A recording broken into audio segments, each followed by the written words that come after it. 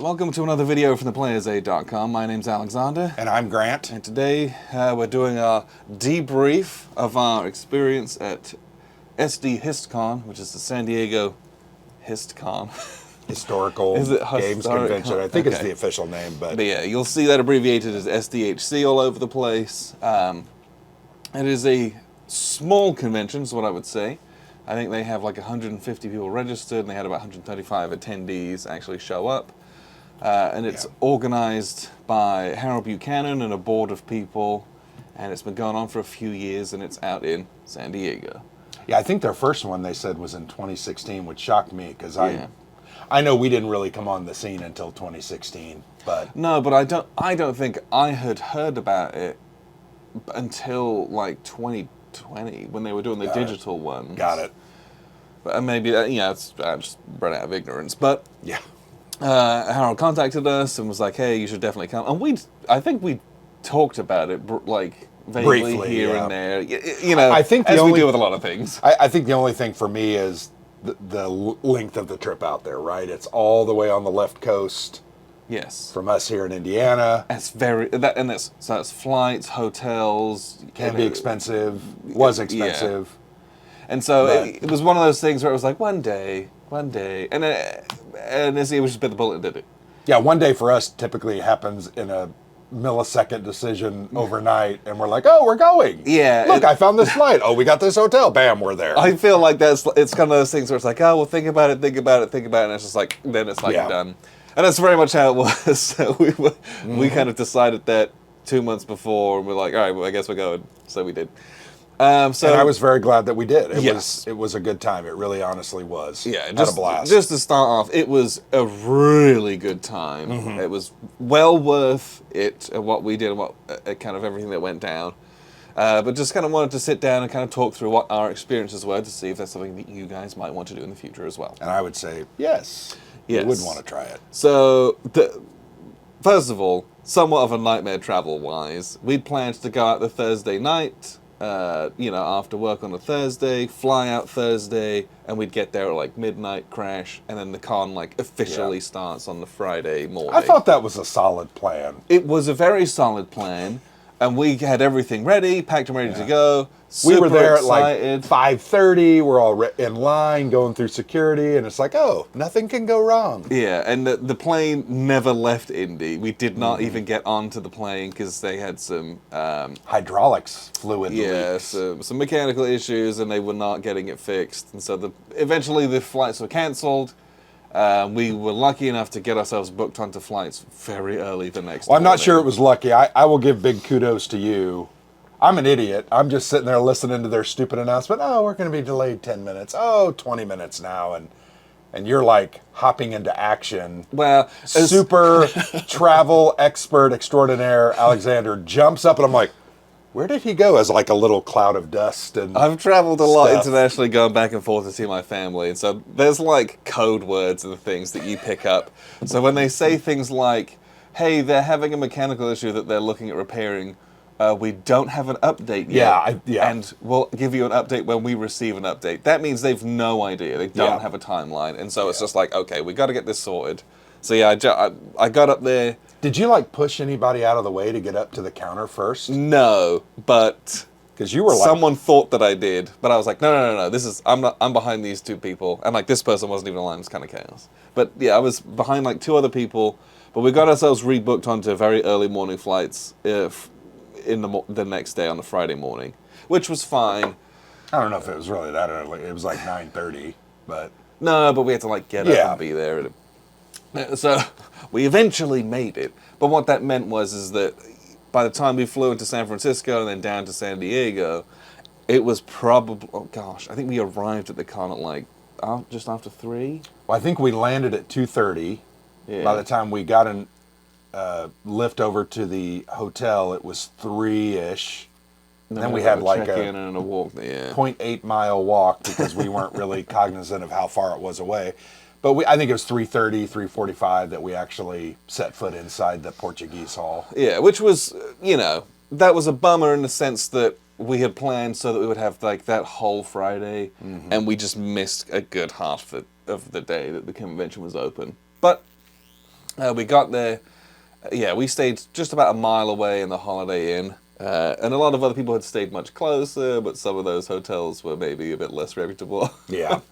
So there's lots of different options. You can go really cheap and you're going to get a cheap experience, or you can go to like a Holiday Inn. There's a Ramada nearby, but it's a bit more of a walk. So there's a bit of trade-off there. And it wasn't really a problem, No. but I will say in the morning, as it's getting warmer, we're kind of getting ourselves lathered up as we walk there. And if you didn't know this, in Southern California, I'm not sure they have air conditioning in a lot of huge open public spaces. They definitely don't in the Portuguese hall. Yeah.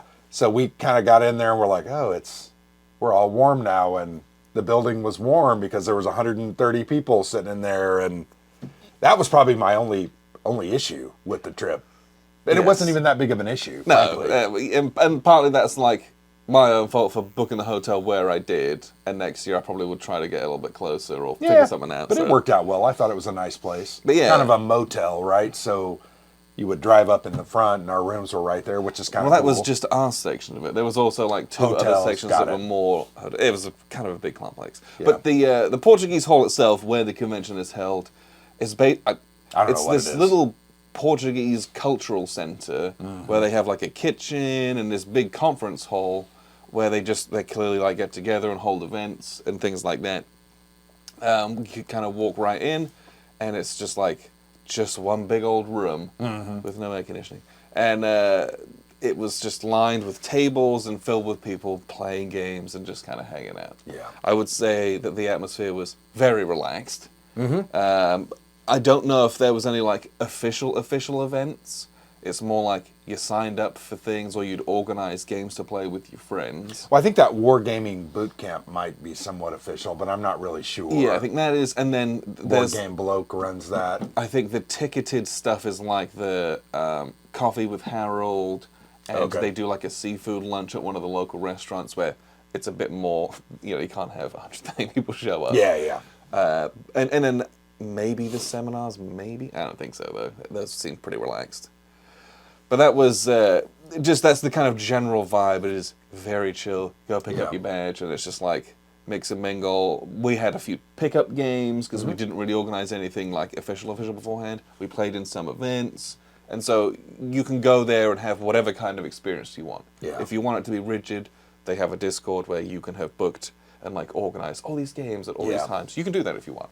And didn't we, in essence, do that at least for John Company? I at least went on there and was like, Yeah. Because they had a game the day before that was like full. I was like, hey, can we organize something? And people were like, yes. And then it was a bit more loose, is what I would say, than some of the other things. But that's the general vibe. It was very cool. Well, and let's talk about kind of the mission of the San Diego HistCon. I think their mission, and you can go on their website, they have a very nice website, lots of cool information, and they actually have like a newsletter and a blog. So there's a lot of really great information because it's an all-year thing. It's not just in November. They also have one on the East Coast, like in Maine, I think? Yeah. In where? In Maine? No, it was Did I like... make that up? Yeah, I don't know where the hell you got that from. That would be just as hard to get to as San Diego. But I don't know where it was, but it was on the East Coast. But they have that in the spring, I think, and then they have an online thing sometime.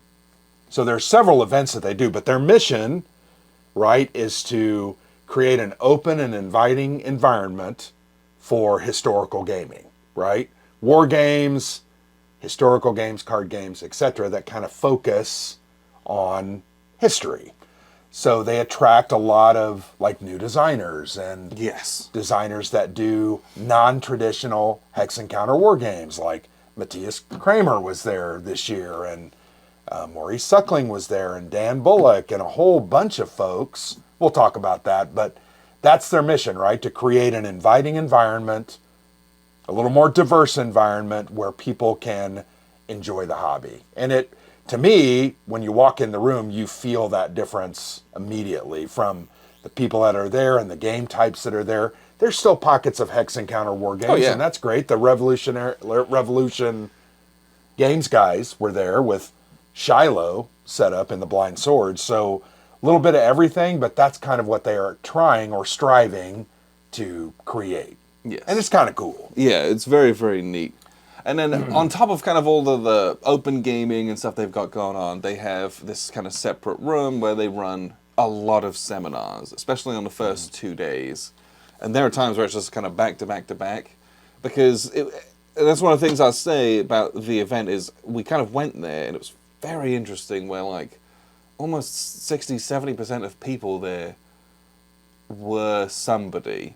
And what I mean by that is like they were either designers or like there was a lot of different publishers and people who work in publishing. There's content developers, content creators, people who you've read their reviews online, things like that. It was kind of a little micro who's who of like, oh, I know you, I know you, I know you. Yeah. It was kind of crazy, but why they do that is because they also have these kind of ongoing seminars, and it's, you know, a lot of those different people will give a talk for like 45 minutes or have a Q&A and things like that. Mm-hmm. And so you can do all your regular gaming, but then if you want to, there's opportunities to kind of sit down and listen to Gene Billingsley talking about, you know, what production looks like and how some of the inner workings are. Or you could listen to, you know, a designer talk about specific design philosophies, just for like, you know, just to take a break and do that. Liz Davidson kind of provided a seminar on Ancients Wargaming, which I wanted to go to, but we had other things going on. But we did a content creation panel, which was kind of fun. And I thought very well attended. I was glad to see 25 or so people in that room, which was nice. And that was really fun to kind of do, because have we ever done anything quite like that before? Maybe once before with Lock and Load at WBC years ago. Yeah, but it was more recorded. Yeah, but it wasn't necessarily open to the public. I guess it could have been, but the room was kind of small. Well, and it was a private room. And it was hot. But if you remember there too. But that was also like recorded for like, I think it was live streamed. But doing that live, it was you and me, and then they had Candace Harris from Board Game Geek, and then Dan Thoreau from Space Biff. Mm-hmm. The four of us, yep. The four of us. And it was just, you know, there were some questions that were posed about like different aspects of written content regarding historical games and their hobbies, and they opened up with some Q&A at the end. Yeah. And that was just a really fun experience to do something like that, because again, it was something quite new.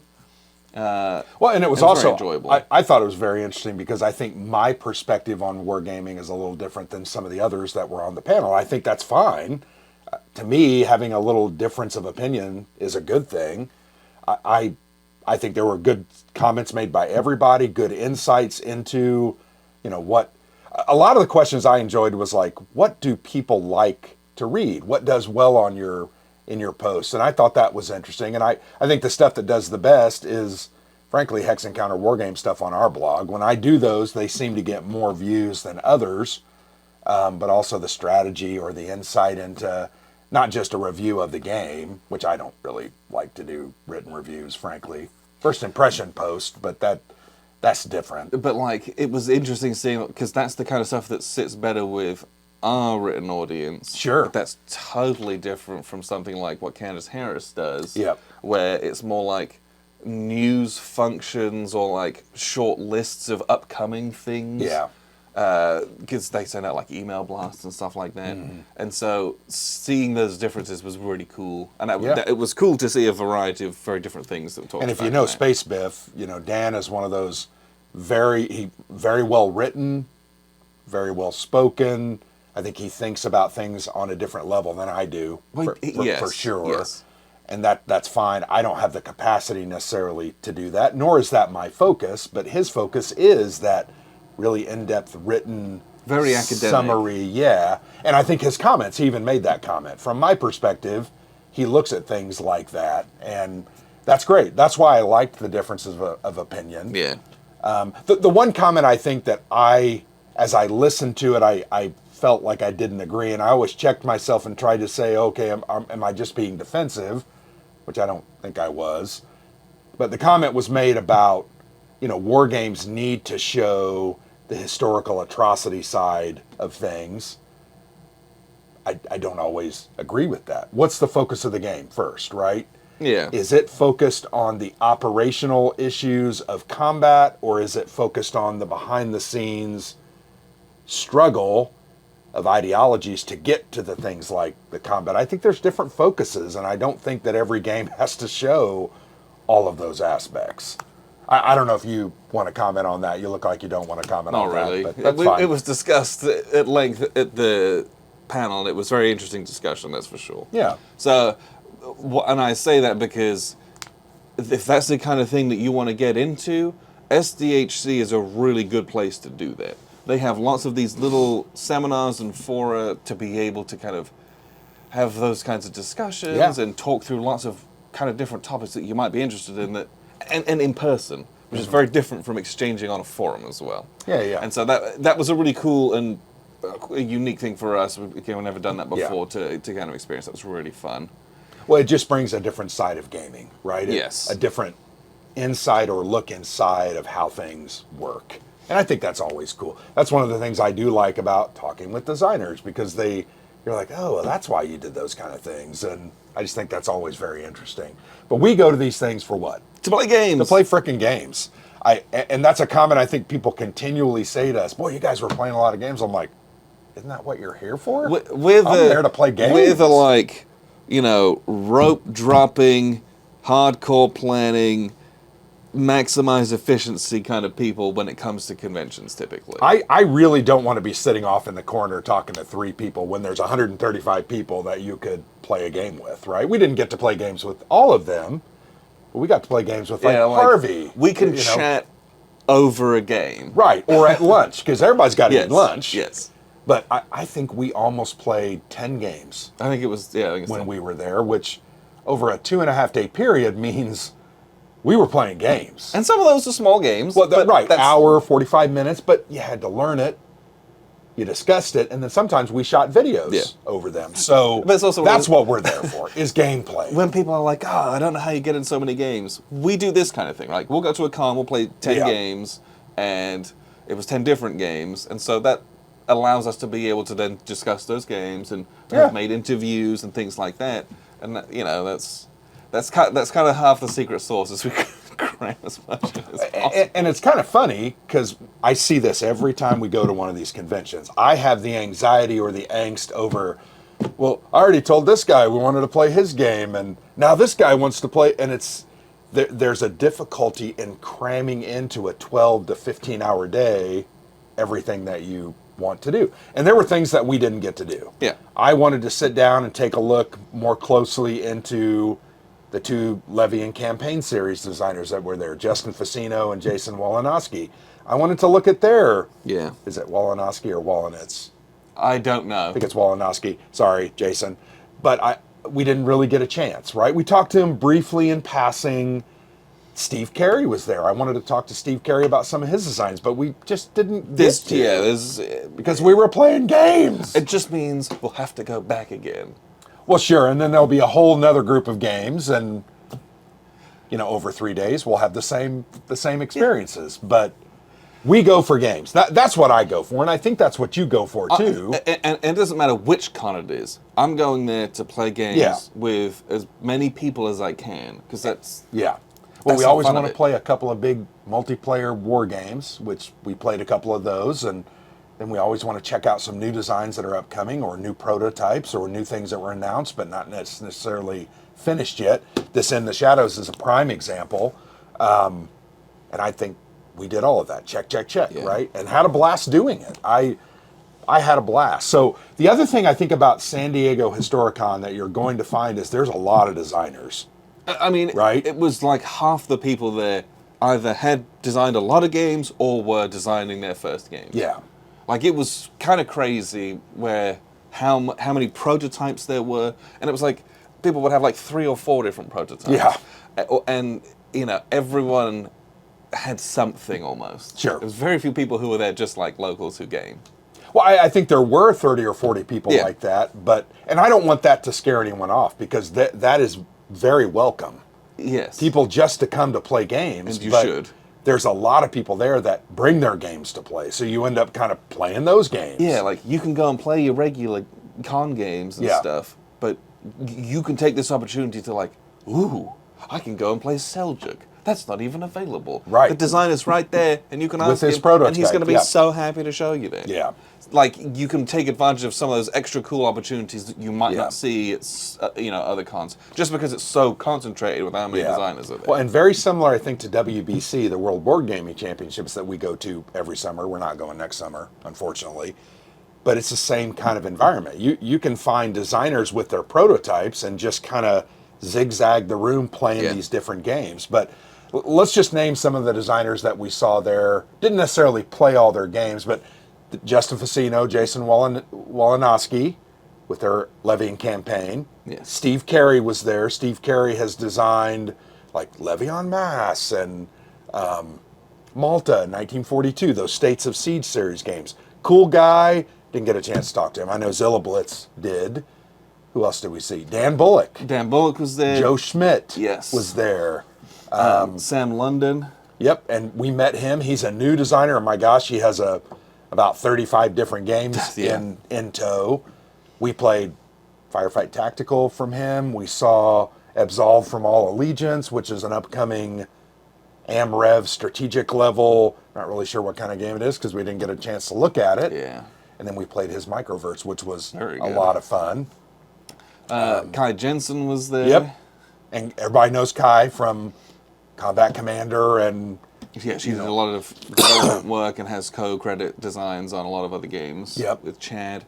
Let's see. Harold Buchanan, who runs the con, is there, and he's got 3 designs under his belt. David Thompson was there. Yep. Liz Davidson was there. Who else we got? Matthias Kramer was there. And that was awesome to meet him. That was very cool to meet him. Maurice Suckling, I already mentioned Maurice, but Maurice did Freeman's Farm and Chancellorsville, 1863 from Worthington, Siege of Malta. Did he do Hidden Strike?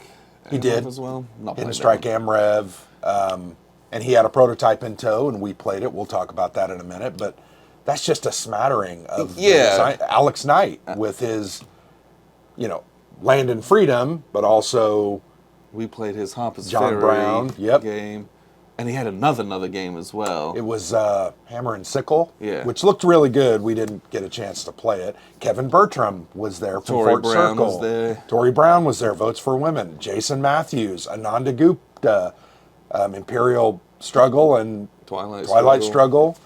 Both there. And like really cool. All the... like the Revolution games guys are there as well. There's just... Again, that's just like a handful of them. Gene Billingsley was there.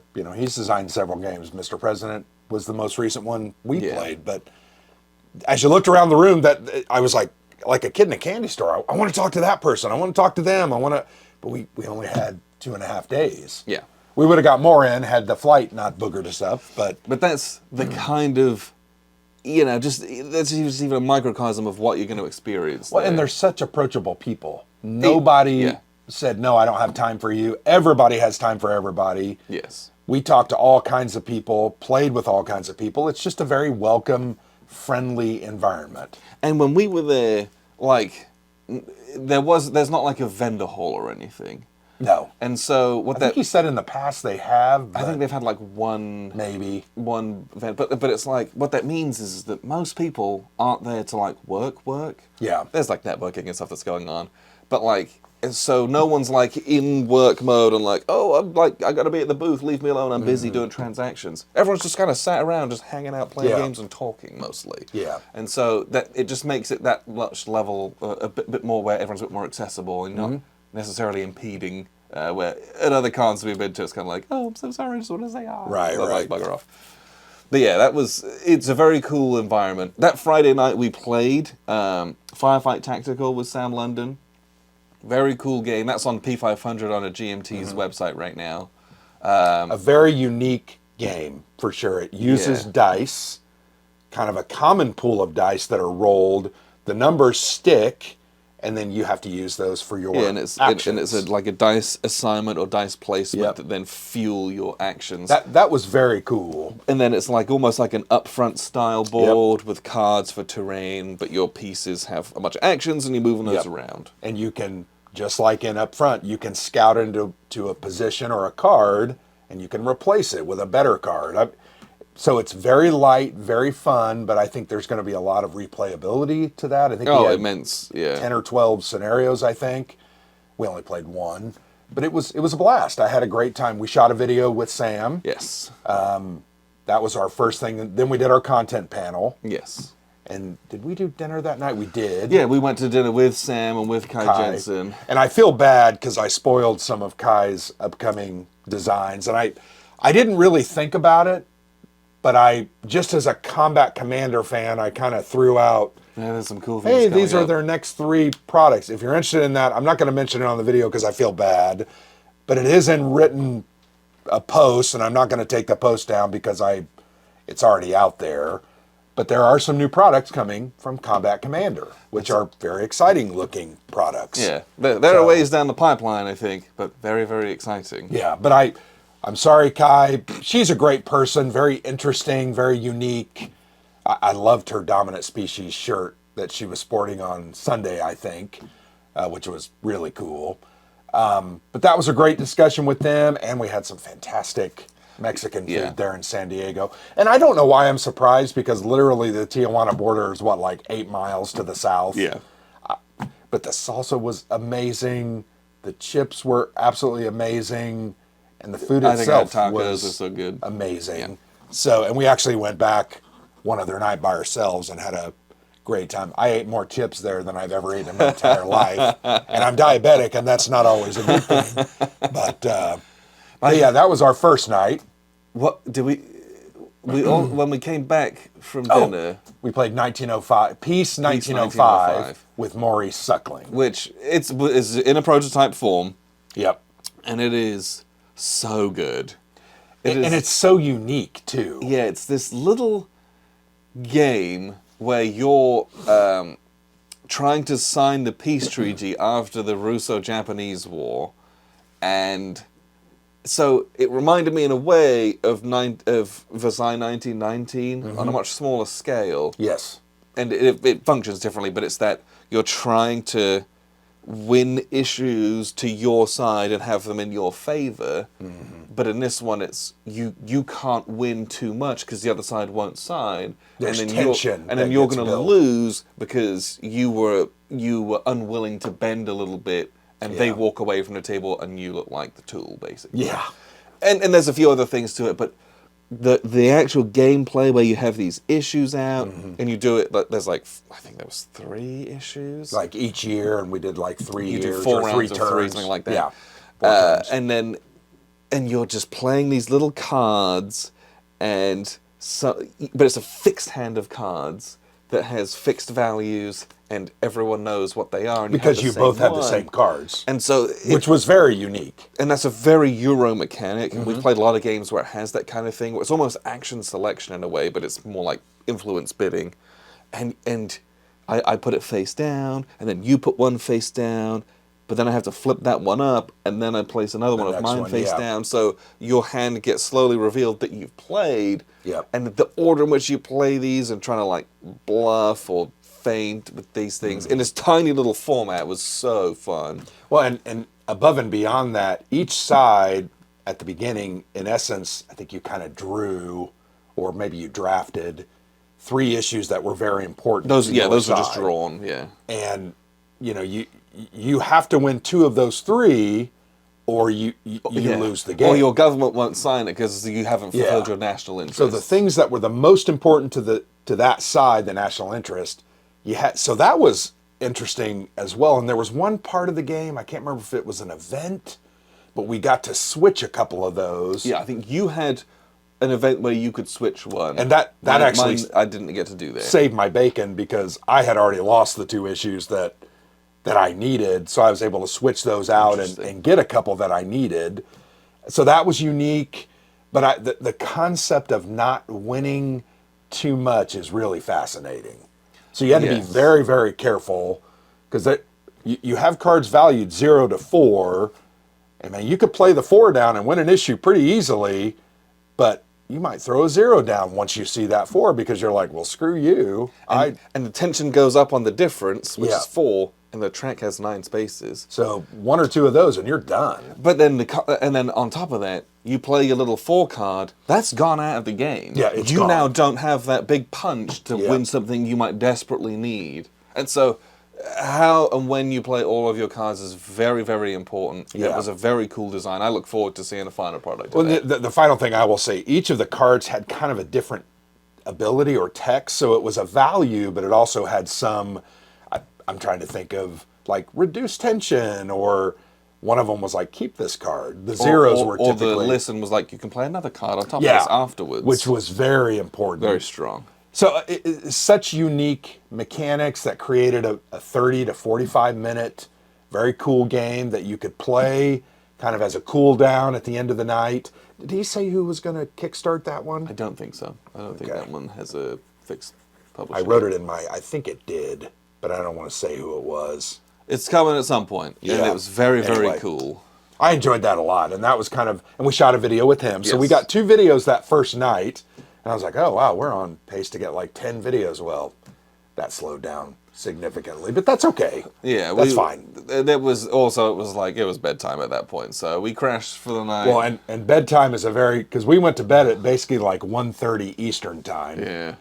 And I think I woke up at 4:30 San Diego time. I think that's why I was awake as well. Wide awake. It was like... Yeah. So we had about 5.5, 6 hours of sleep, but I didn't feel that bad, frankly. I was surprised. No, it was between like 3 and 5 is when it would like hit. Yeah. And I would be like... Because that's like zombie. 6 or 7.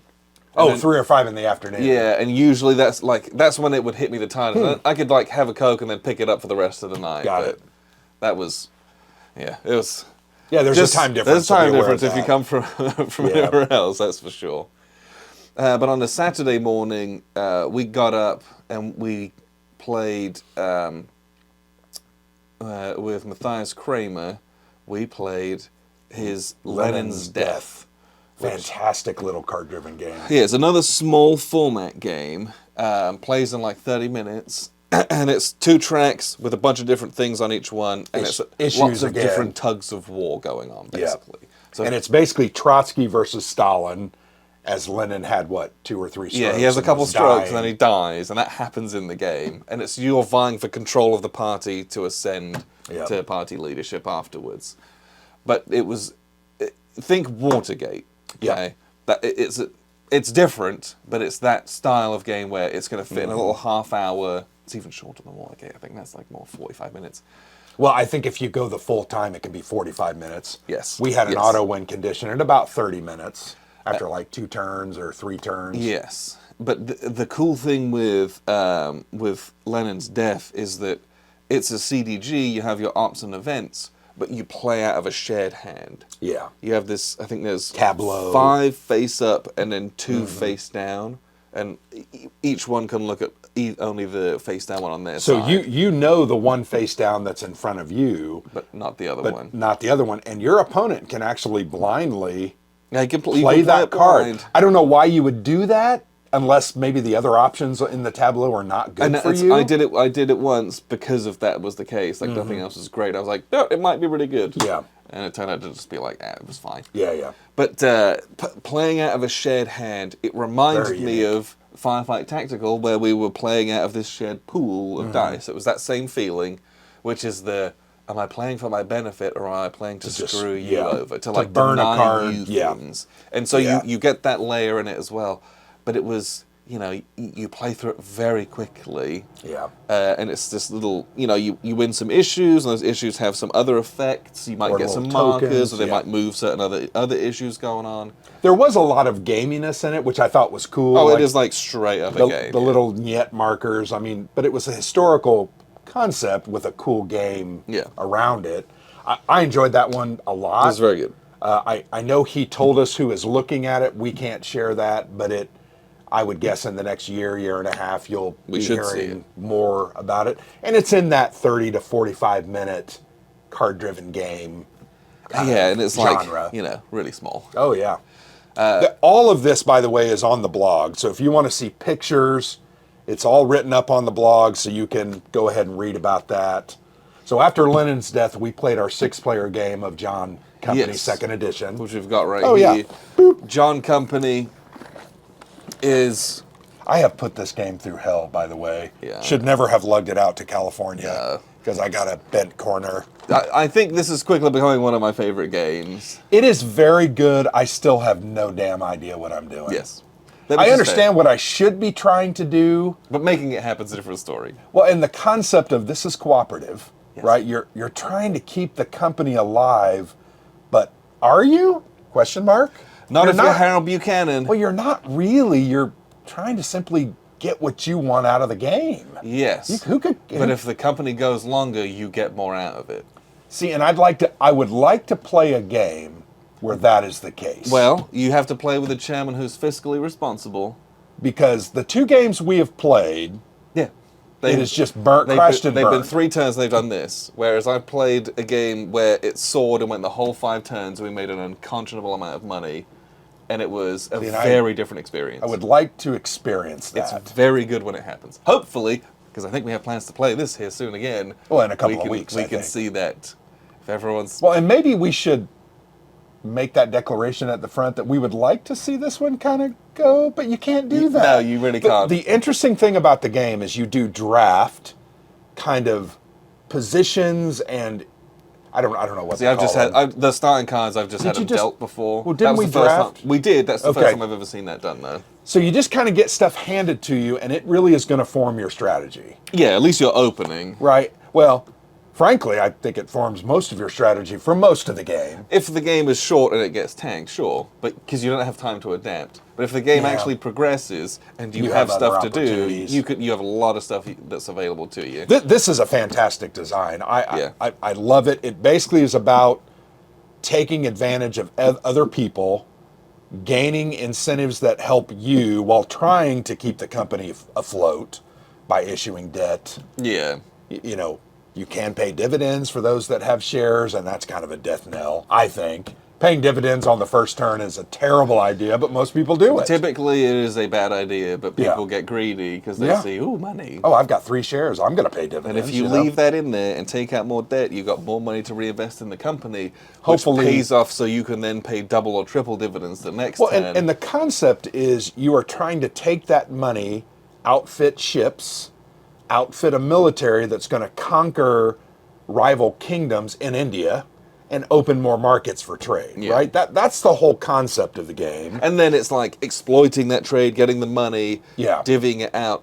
so that you can retire guys, which takes money out of the game. Yeah, and it gets victory points for you, but... But then you have to pay upkeep, but now your guys aren't earning the money, and you might have to pay luxury window taxes, which you don't have guys earning it. It's wonderful. The thing about the game that you cannot plan on is all the bad stuff that happens. Oh, it's a crazy amount of events. You roll an event die, and 2 to 5 things bad are going to happen to you. I think there was one good thing that we had this time, and I was like... I think there's 2 good things in like the whole game. Okay. But it's stuff like the Bamani Kingdom revolts and you lose all your markets. You might have like internal power struggles, or like the French might totally invade, or like there might be a famine, or windstorms that destroy shipping, and those ships are expensive to build and outfit, and you got to get into markets or you can't make money. So that's the whole concept. Now, good luck on getting 6 players to agree on anything.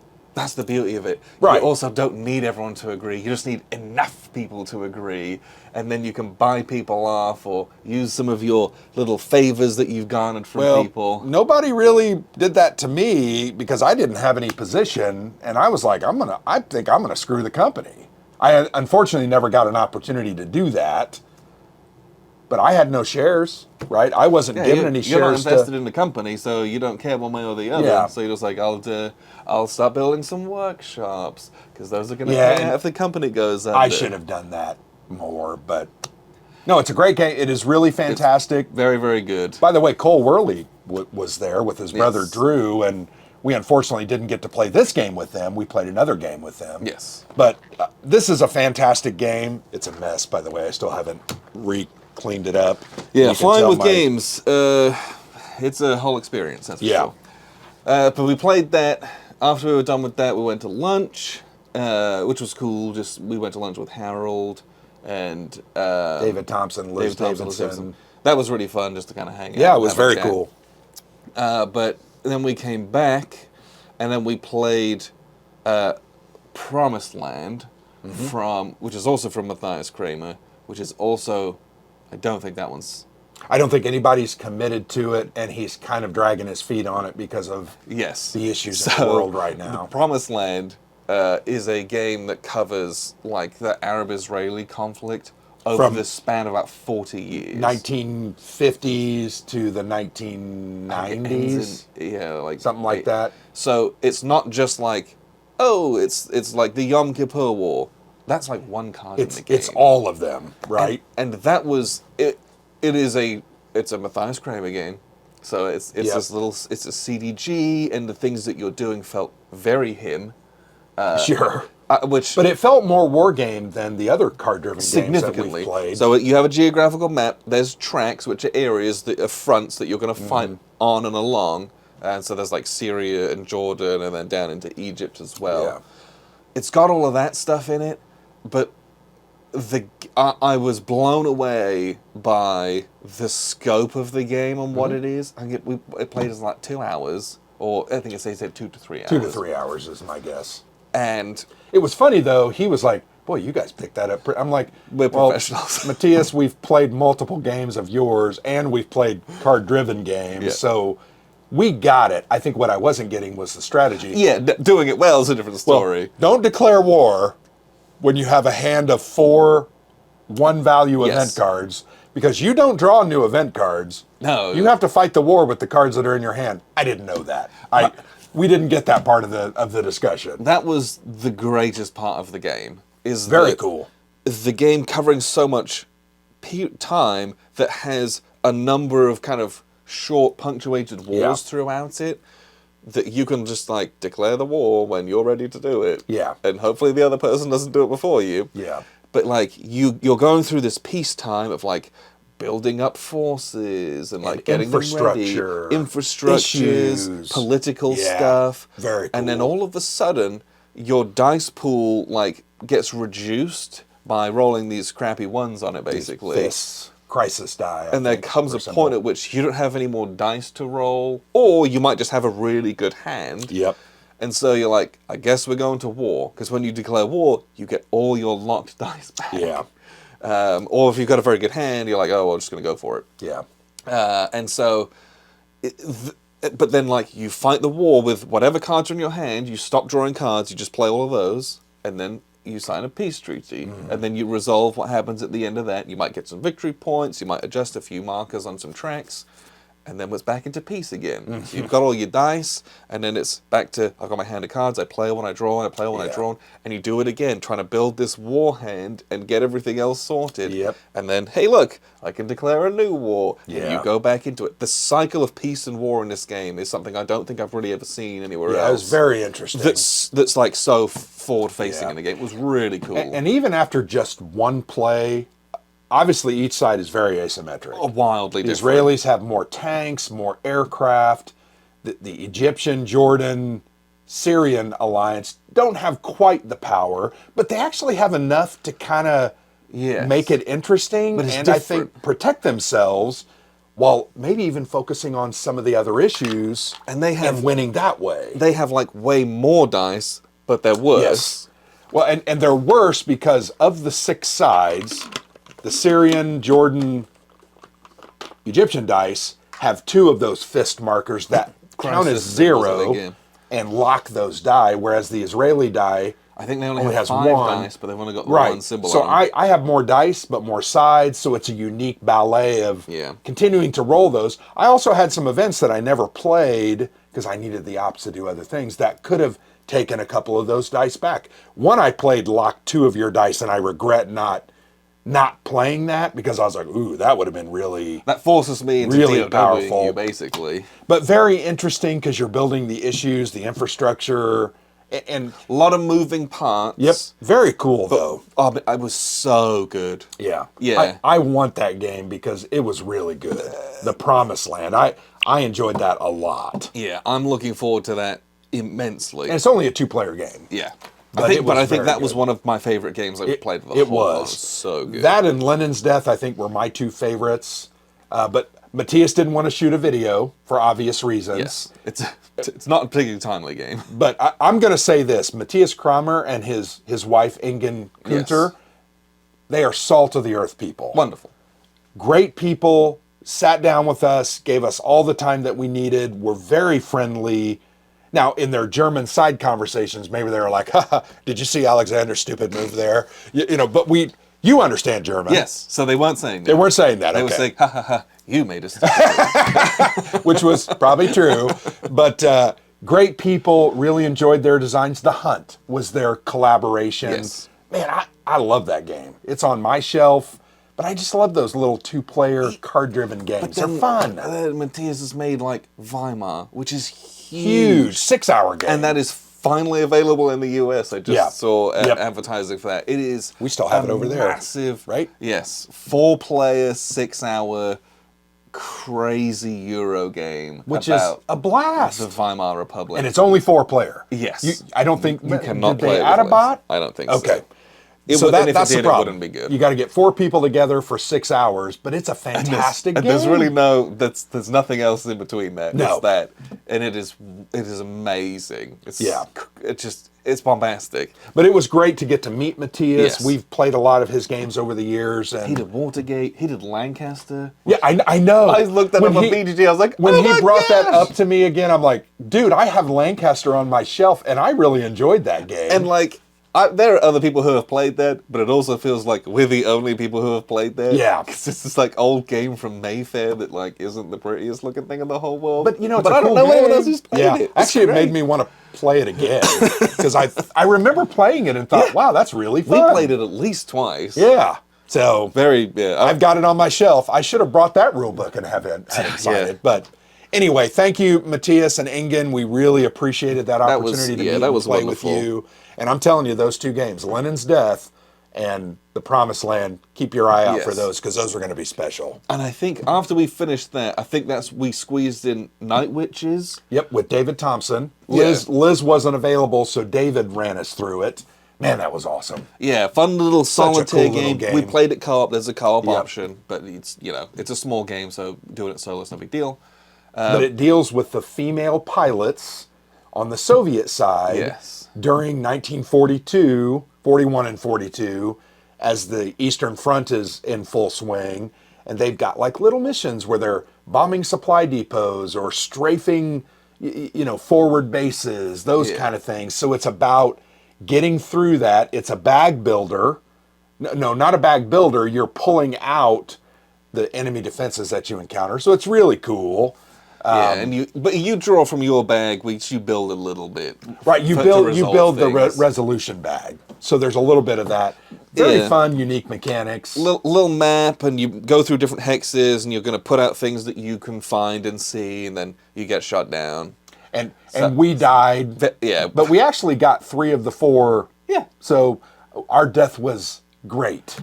Right? Something like that. Whatever. But that was a fun little game. I'm looking forward to that. Who's putting that out? I think Fort Circle. It is Fort Circle. My guess is that goes to Kickstarter probably in 2024. I think that's what they said. Yeah. So that'll be a great little game. Yeah, if we can get that by the latest end of next year, that'd be great. Yeah. I think that's gonna be a good fun one. We did a video with David at Buckeye Game Fest, and he talked about that. But unfortunately, we didn't get to do a video because the main event for that evening was a full 4-side with multiple players on each faction game of Liberty or Death. It was the Liberty or Death like celebrity game. It was so fun. And it wasn't Liberty or Death that looks like this. They've blown up the map so it's like 4 times the size. Yeah. And I can't remember the gentleman's name, but there's a gentleman who has all of the pieces, but he has painted 28mm Warlord miniatures that are metal, fully painted for all the different regulars and militias and Tories and Indians. Yeah. Everything. And he has, I think they're Sails of Glory ships those were for the naval blockades. And they have 3D printed forts and villages. And it's this massive, bombastic looking game. There's a bunch of pictures and stuff. It was really fun to play. We played as the French on a team. Vive la France! I'm not going to say it. Yeah. Harold played as the British. Did he play so much as he was just there? Well, taking up space, breathing our oxygen. Play is a strong word. Yeah. He took turns. Just because you're a designer doesn't mean you're good at your game. I think Harold said that multiple times. We love you, Harold. Whatever. But we love you. I think the Indian faction was played by. And once again, was that played? Was there playing going on there, or was there buffoonery going on? No. It was Jason Carr, Jason Matthews, and Liz Davidson, I believe, over in the far corner. They were so bad. I'm sorry. The Indians, in my opinion, are one of the tougher factions in that game to play and play well. But man, when they do what they do, they were getting no help from the British. They can really do well. The British weren't helping them at all. And then the Patriots were played by Cole Worley and Candace Harris. And we helped them win. You're welcome, by the way. Yes, Harold played Kingmaker at the end. He was sick. He was sick of all our smack talking. We had a 1-point lead when the game was called, and he had the last turn, and so he smacked us around. He made us lose the victory point, so it was tied. And on a tie, the Patriots win. So so lame. Not bitter about it at all. But that was fun. It was your wig was great. Your powdered wig. And Harold had like a cool T-shirt that looked like a red coat. It was pretty neat. It was just a fun, bombastic experience. People come over and saying hi, and it was I loved it. I love the coin series because it's the razor thin edge of walking the line as a cooperating ally. But you're like, I don't want to help them win, but I need them to do this. To step up. And they didn't do any battles, which was fascinating. We were like warmongers, running around the board, just reasonably successful. People. Yeah, but walking that line of helping each other, but not helping too much, doing what you've got to do in cooperation, but not cooperating too much. And then ultimately we won, but we came in second because they won just a little better than us. Not really. It was a tie.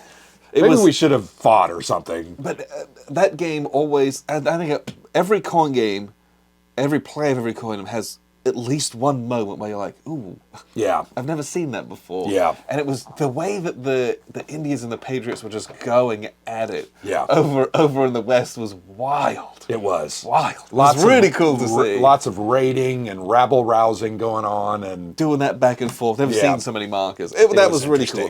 That was a wonderful experience to participate in that. Very grateful that we got to. The battle mechanic in that game, I just love it.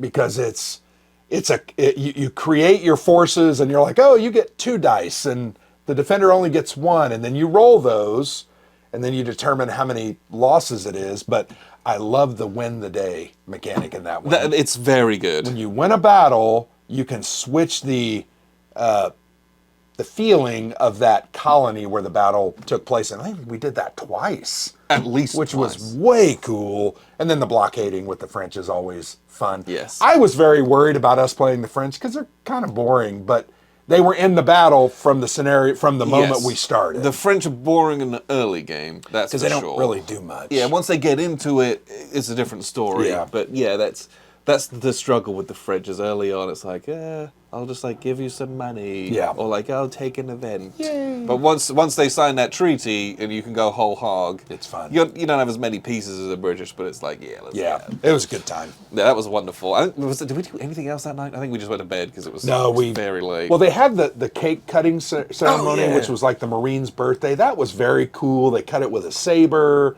Great cake, though. Great cake, too. I'm lucky my blood sugar dropped significantly, so I was able to have a big piece. Normally that would have put me up through the roof, but it just brought me back up, so that was fun.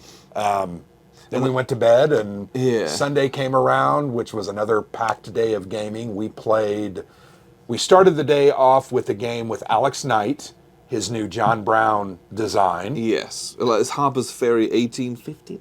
Yep, 1859. And if you don't know, John Brown was an abolitionist, a violent abolitionist, who enforced his will against slavers at the point of the sword. So he was a wanted criminal, but he was running around trying to basically free the slaves, right? Abolish slavery.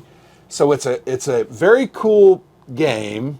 where you're on a map of the Midwest to the East Coast, which was the United States at that point, basically. And it's like along the border, but it has like between the north-south border. North and the South. So it's sort of this like long, thin map. Yeah. And you play it cooperatively. And I don't know how many people it can play up to. I'm not sure. We played it co-op. I think it can play up to 4 because there were 4 different characters. Maybe not. I don't. But it was a prototype. But it's also like a campaign game, Yep. so you unlock more and more guys, I think, as you go on as well. But we played it co-op, and it's a little bit, from like the action-taking standpoint, it's a little bit like Pandemic, where it's like, hey, it's my turn, and I've got a certain number of actions I can do, and here's my menu of things. I can do some of this and some of that. Yeah. I can put down those organizing cubes, which might help me to do an action twice, or do some other cool, crazy thing. But it's about, it's like moving around, taking your actions, raising money. Avoiding the U.S. Marshals who are hunting you down. They're moving around on the board with the little event cards and stuff. Best part of that game was the little beard and mustache markers. Yeah, like disguises. if the Marshals get you, you can... You ditch a disguise, or an alias is what they were called. Alias, yeah. Like, oh, very cool. You escape, but like your cover was blown for that guy. We can't go back to that safe house. That was fun. So it's light and historical, not a traditional war game at all. But I enjoyed it. I had a good time. We like cooperative games. Yes, it's a nice change from the pace of stuff we normally do. Because you're working together, you're not fighting against each other. So very enjoyable. The cool thing about that game that we did not get to experience was it actually is 2 games in one. There's the on the map of the eastern United States, moving around, taking actions, and then there's also the Battle of Harper's Ferry. Yeah, you actually like do the raids and stuff. We didn't get to do that part of it. It looked very interesting. I'm sad that we didn't get to do it. Yeah, but because the way they describe it is that it was very narrative and role play heavy, where there was cards You're of lots reading of text, stuff. Yep, and you like choose options. But we didn't get to play that part, so I don't really know. But it sounds cool, that's for sure. I really enjoyed that game. I think it still needs some development work and some graphic design, but I think that one's going to be a fun one and an interesting game. Definitely different than anything I have on my shelf. Yeah, I hope that gets to where it needs to be. And eventually. Alex is a nice young man. I think he has a keen mind, and we didn't get to play his other design called Hammer and Sickle about the Russian Revolution, but definitely keep your eye out for that one. I have no idea who's going to be interested in that one or if he's talked to anybody, but it definitely is a unique looking game. And so after that, we played Microverse. By Sam London. Sam London. So he designed Firefight Tactical, which is on P500. And then we got Microverse, which is a mini 4X game. Yeah, a little short format 4X game. We played it. It was you, me, Sam, and Drew, Jason Worley. Carr, and Drew Worley. Yep. So it's 5 of us. Yep. And it's, in a typical 4X space game, it's the hexes of space tiles that you're trying to move and explore and fight each other and colonize areas to help you kind of propel yourself forward, because each of those has icons, which is kind of like an engine or a tableau that you're then using to fuel your actions so they become better and better and better. Because you have a hand of action cards that have those icons on them, so it's like mobilize, which is move, build, which is put ships out, colonize, explore. What was the other one? Was there 5 actions? Or was it just 4? Maybe it was just 4. Happens. Yeah, fighting just happens. So when you play those cards, you might have 3 of those in your hand, so you get 3 icons. Oh, I have 2 of those on my colony. All of a sudden, I can build 5. Which is I have much 5 better. build points. Yeah. So very cool. I enjoyed that a lot. And I think they said they had like 80 different factions. Something like that. And he's working on balancing some of those. It was interesting hearing him talk after the game of like, oh, I nerfed these guys too hard. I need to buff them a bit more. Got it. Like over play testing. Very unique and interesting, fast playing, and very enjoyable. I did not like the combat mechanic, but that's okay. It's a little bit, it's not like involved, but for the little short format game, it's like, here's my pieces, and you have a card, and you add some stuff to it, but these guys can take some hits, but not as many as the only thing I didn't like is. about it, I was attacked once and I attacked twice. The first time I had way less ships, but I won. Because it's based on ultimately, if everybody survives, the command value on the cards you played, or even if one side gets wiped, you can still win with because the command. your ship got killed, you had nothing, but you won on command, and this guy had to retreat. I'm not sure I like that, because I went into combat with a dreadnought, what was the middle, cruiser, and 3 fighters, and I lost. And he had 1 fighter and a colony. Yeah. Which is, colonies are good. I get it. But you have to win combat and you have to win command, which is hard to do because you're randomly drawing cards. Yeah, and so then it's like the military icons become really important, but those are also random on the cards. I had one of those. And even if you explore, you're still not guaranteed to get those. That would be my advice to that game. I think they need to tighten up. But you know what? It was a fun little game. Yes. So that's a part of it. It didn't drag on. Maybe you don't have to change it, right? Just make it. It was fun. I enjoyed that game. I played it. I had a good time with it. Yeah. And it was very, very close. I mean, you won. You built 6 colonies? Yes. And I had 5, but if I would have, or I had 4. I was going to kill his homeland, and had I won, I don't know why, but I would have won the game. Why was that? Because as soon as if you knock out someone's home colony, you win a dominance victory. Okay. It's just straight up. And that's maybe why combat isn't. That's why it's very hard to do. Yeah. Because you don't want. Because otherwise it would just be a base trade very early, and it wouldn't be satisfying. Frankly, I had a good time. Yes. It played in about 45 minutes. Very unique and interesting. I thought it looked good. Yeah, it was interesting playing it with, because on your turn you play like, oh, these cards, and you take 1 action, and then you move on. It's very fast paced. Yes. And especially with Sam and Jason, who have played it an unconscionable amount through playtesting, the game went at it was very fast play, which was cool. And I thought we picked it up pretty quick. Yeah, a lot of those 4X games take a long time. A long time. And that one, this one's going to play in 45 minutes to an hour. Very cool. I enjoyed that. We didn't do a video. I wish we could have done a video. I have heard he has a publisher for that, but I can't name who the publisher is. But I think after we finished that, I think that's when we played Tyranny of Blood. Yes. A car...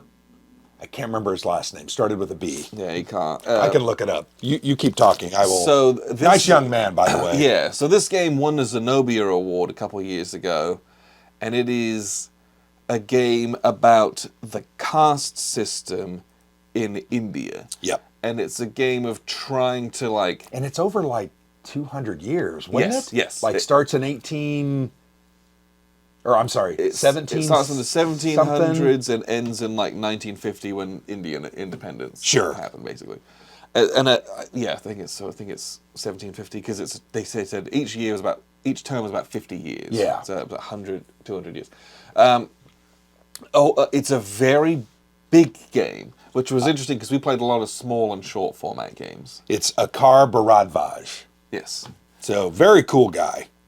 We played it 4-player, and it is wildly asymmetric because you quite literally play as like different factions within that caste. Yeah.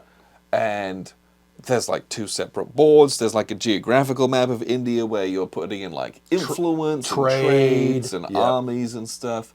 And then there's this more abstract, esoteric caste board where you have... Very unique. A literal caste where it's like all these orange tiddlywinks, and if you're underneath that, you're like in the lowest part of the caste, and like that's not great. So you're trying to get out of it, move up and away from it. But those orange tiddlywinks represent the mostly religious influence. It's political as well, but the religious influence of Hinduism, which creates that caste. Well, and Islam. It's not just Hinduism, it's Islam and Hinduism. But the Islam and the Christianity, Islam doesn't create the caste system. Okay. So, because there's Islam, Christianity... But it can manipulate it, though, but in some ways. Those are off the side. Yep. And so if you convert people away from Hinduism to Islam or Christianity, you're reducing the power of the caste system. Yeah. Because fewer people believe in it. Right, true. It is...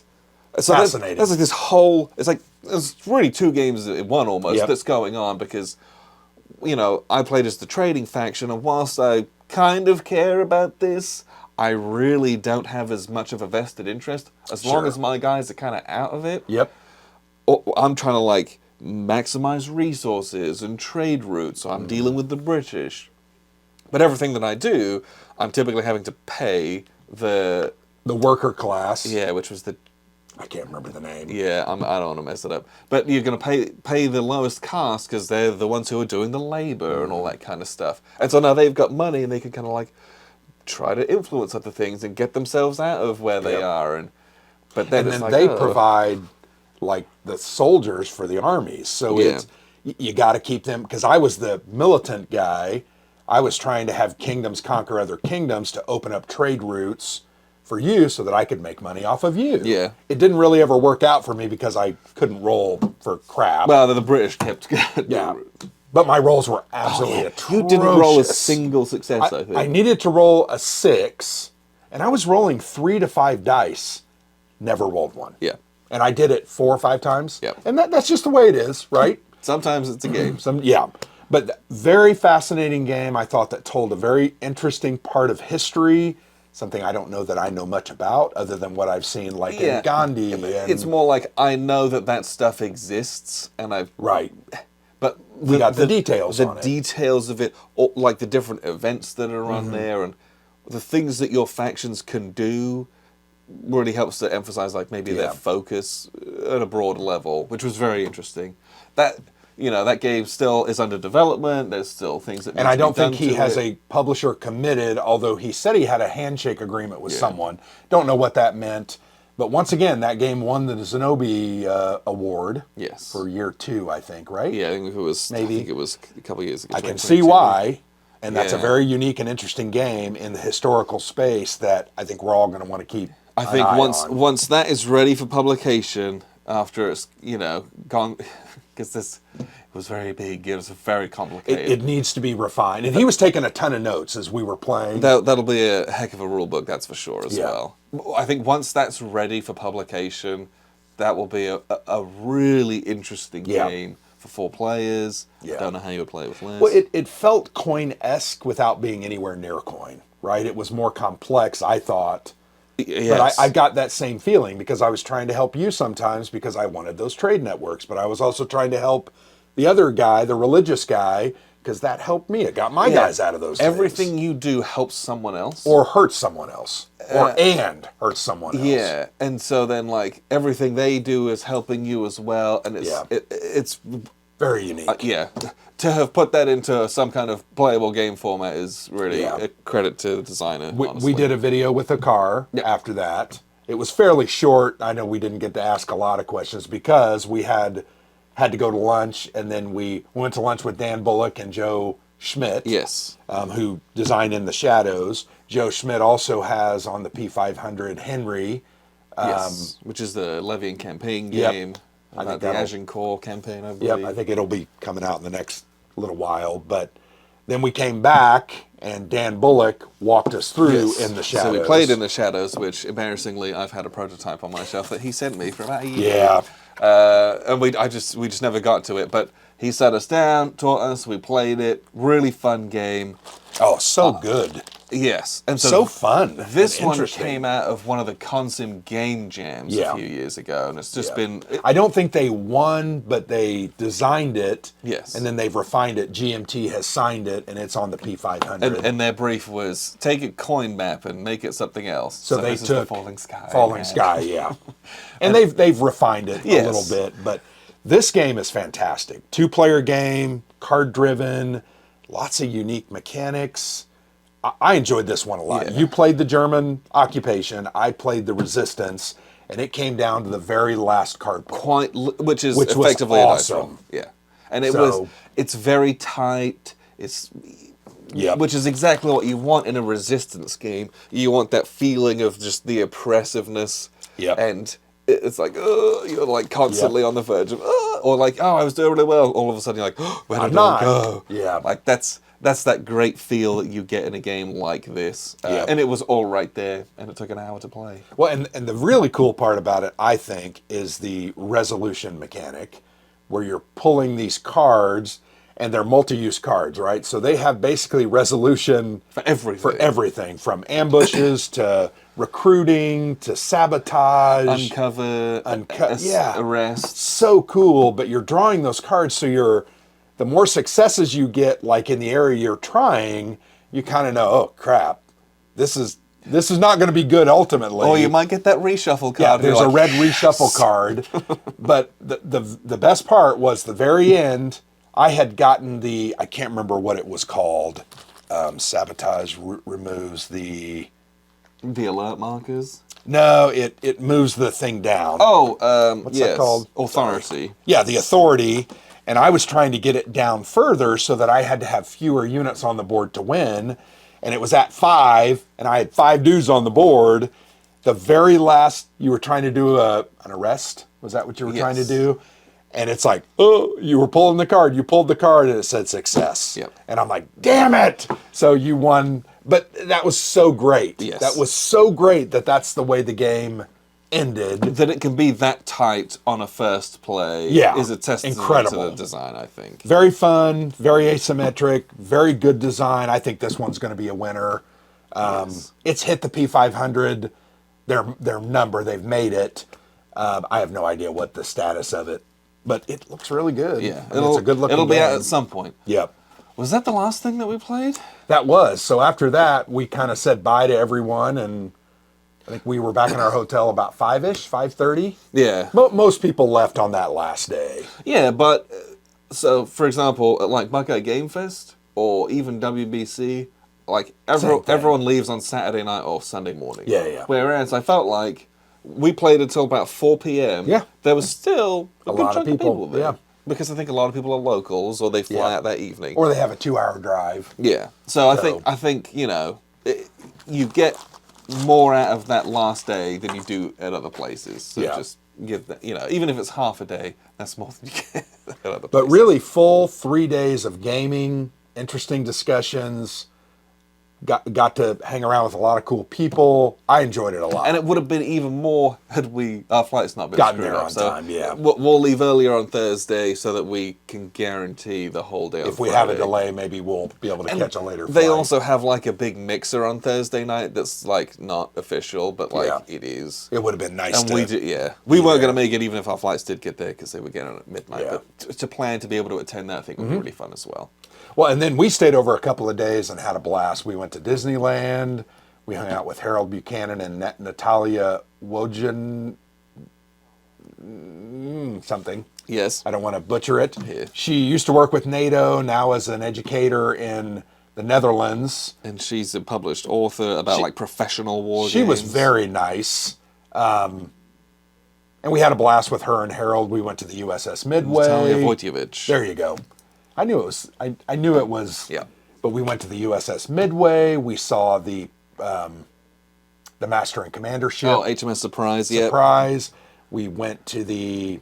We went out to Point Loma, which is out on the cliffs, and gorgeous. He took us to, all over the taco stand. Yeah, we went to a taco stand. Tacos of all time. We saw his university, UC San Diego, where he teaches economics and business ethics and a couple of other things. But that was very kind of him to take time out to do that, and it was cool that we got to see a lot of really interesting stuff locally in the area. I absolutely had a blast. I want to go back. Yes. No doubt. I think we've already discussed it with our wives, actually. I think we're going to try to get them to come along with us next time. Maybe spend a day before and then a couple of days after, kind of a vacation. And then also get our 3 days of gaming in. But I had a blast. I appreciated the invite. I'm glad that we accepted it and ultimately went and participated and had a great time. Yes. So if you're anywhere in the kind of the Southwest, you should definitely look at going. Mm-hmm. I know for like Midwesterners and East Coasters, that's an awful pilgrimage, but it's one of those things where, if you only ever do it once, for me, having done it, well worth it. Oh, no doubt. It was really, really a fun time. The money that we put into it was definitely worth it. And I think, you'd spend the extra couple of days, make it a holiday, that way you justify it better maybe. But and the weather's so beautiful. I mean, it was 75 to 80 all 3 days. And it was like beginning of November. Yeah. so great. Yes. But had a blast, loved it, would love to go back, plan to go back. Yes. And we hope to see many of you there maybe next year. So yes, San Diego StarCon, check it out. They also have the kind of East Coast version. They got an online version, which is like $30 or something like that to go and attend. So you can meet some of those people and sit in some of those things as well if you want. Yep. But it was a wonderful time, and appreciate everyone for sticking with us and tuning in. I've been Alexander for theplayersaid.com. And I'm Grant.